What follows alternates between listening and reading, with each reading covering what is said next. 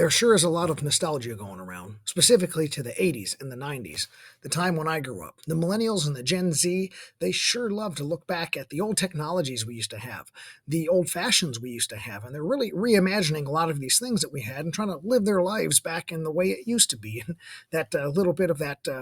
couple of decade old era. Well, let me tell you this, the nostalgia we probably need to be focusing on, much more so than fashion or maybe some slang or lingo, is the way we used to live our lives. We used to live our lives by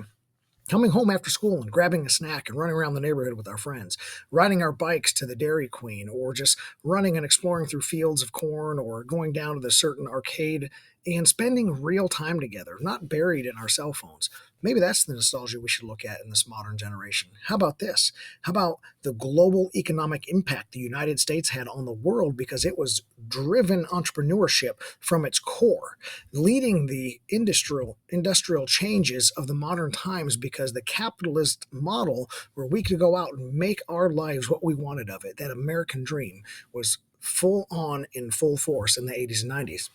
Maybe we should throw that back into some nostalgia. Maybe the leadership styles of how we took positions out front and we accepted the blame for something that didn't go right, and we gave the praise to others for things that did go well, and we built teams and communities and networks, and we didn't focus on the negative all the time, but we enjoyed the little moments. July 4th fireworks parties and picnics through the summers, having people over to your house for meals and fall decorations and Christmas time, and then leading into the winter wonderlands and going and visiting the Christmas light shows and the various holiday celebrations that are going on.